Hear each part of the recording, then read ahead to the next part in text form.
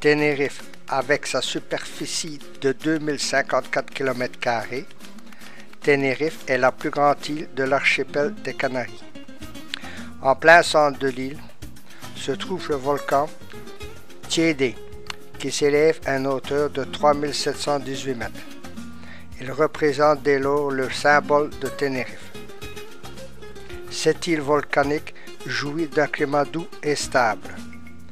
Il est donc possible de se baigner toute l'année dans l'océan. La nature est très variée. Alors que le nord est principalement vert et humide, le sud ferait presque penser à un paysage désertique. La végétation de Tenerife est exubérante et aussi bien les nombreux cactus, lauriers, roses et mimosas donnent à cette île une éblouissante richesse en couleurs. Les premiers habitants de Tenerife étaient les Gauges, ce qui signifie habitants de Tenerife. Vu qu'ils étaient grands, blonds et qu'ils avaient les yeux bleus, leur origine reste un mystère.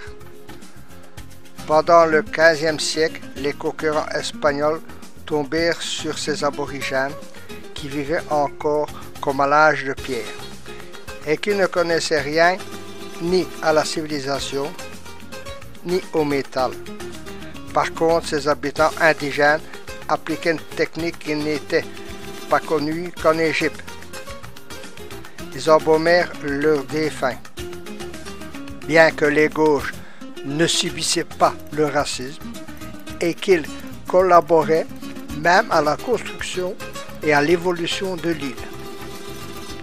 Tenerife fait face, depuis sa conquête, à beaucoup de troubles.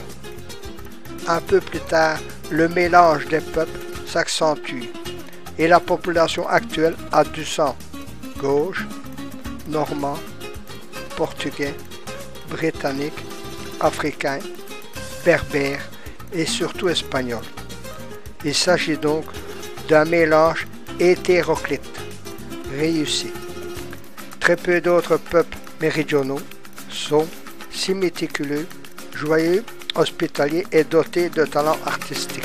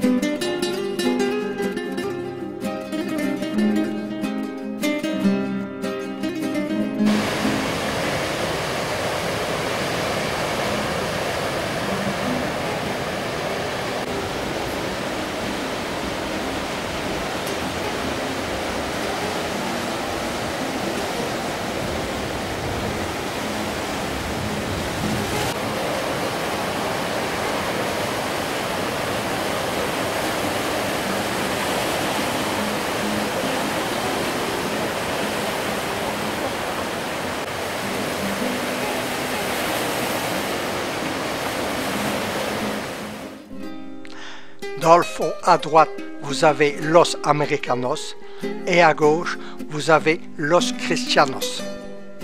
Nous sommes sur la route du volcan Teide.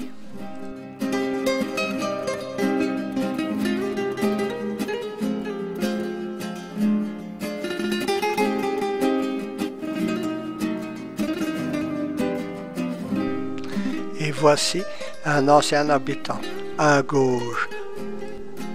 Démonstration de leur savoir-faire, leur style de vie.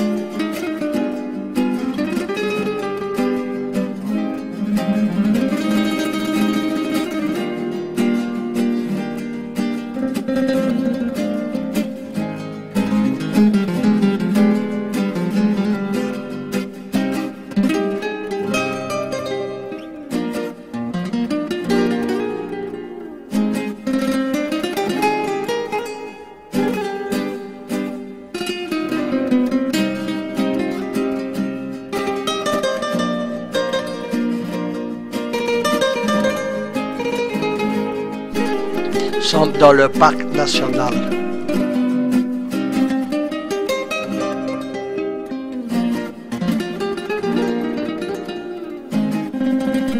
Et voilà le Teide, le volcan.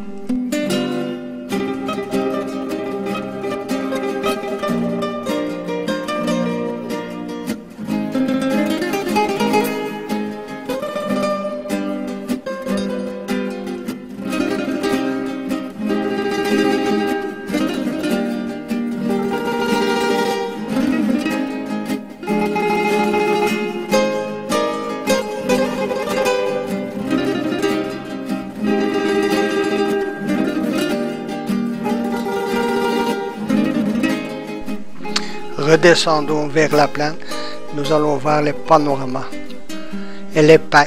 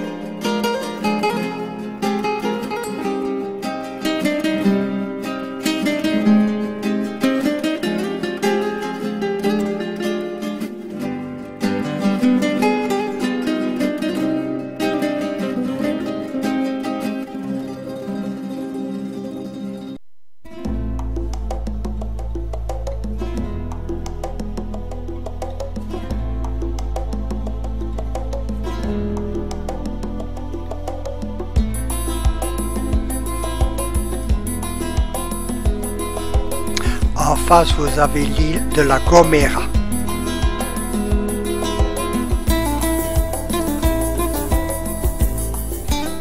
Carachico. En 1706, Carachico est totalement détruite par l'éruption d'un cratère latéral du Teide. Cependant, les habitants ne baissent pas les bras et décident de reconstruire leur ville.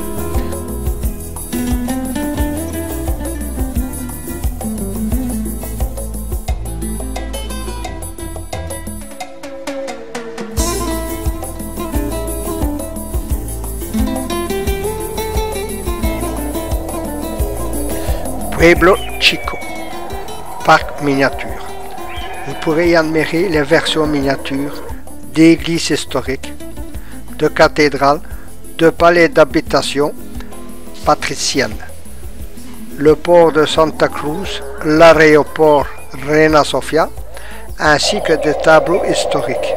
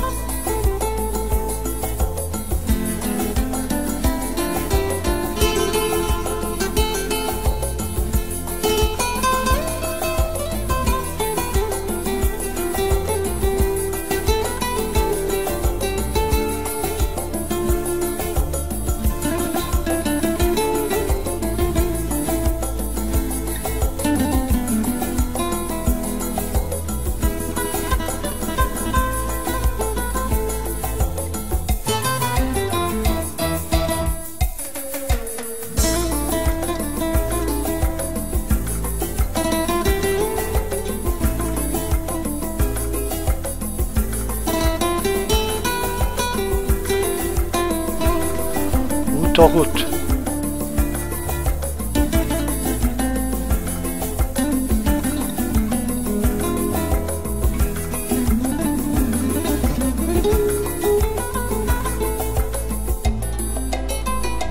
Port de Syracuse.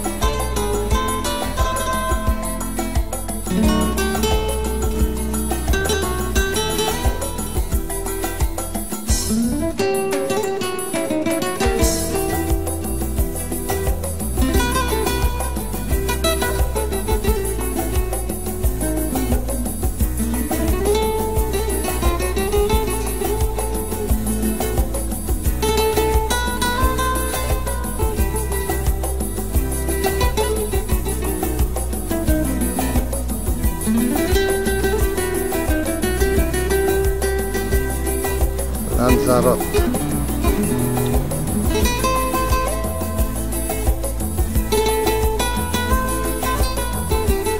Hôtel de ville de la Otrava et place attenante.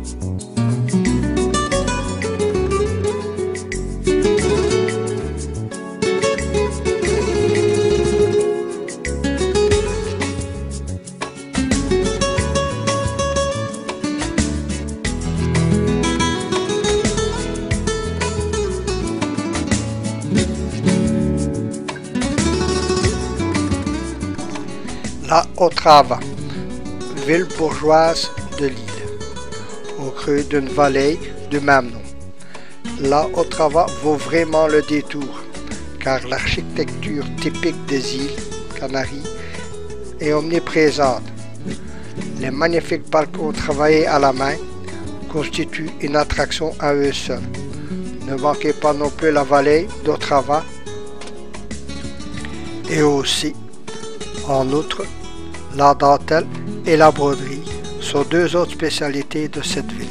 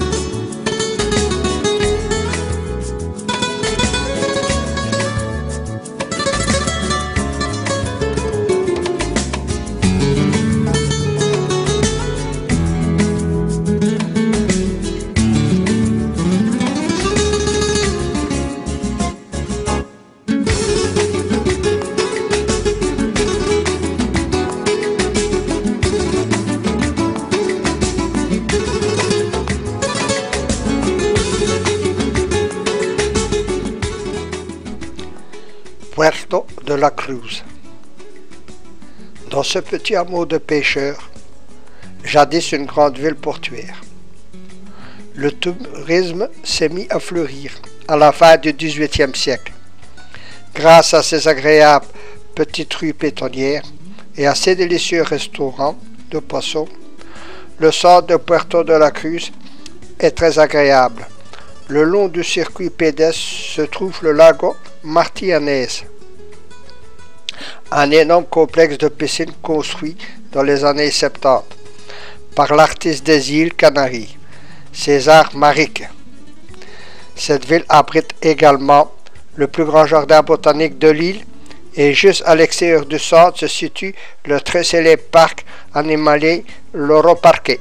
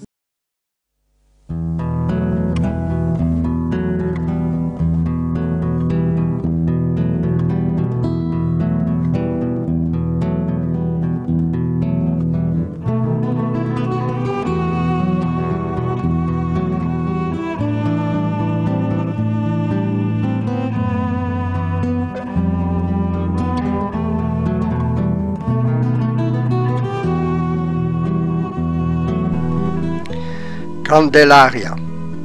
Cet ancien village de pêcheurs est niché à 15 km de la capitale, Santa Cruz de Tenerife. C'est ici que la Vierge de Candelaria, la sainte patronne de l'île, est adorée dans la basilique Notre-Dame de Candelaria. Les 14 et 15 août, des milliers de pèlerins visitent chaque année la ville pour assister aux festivités en l'honneur de cette Vierge noire. Sur la plaza de la Patrona de Canaria, devant la basilique, sont érigées les statues en bronze de 9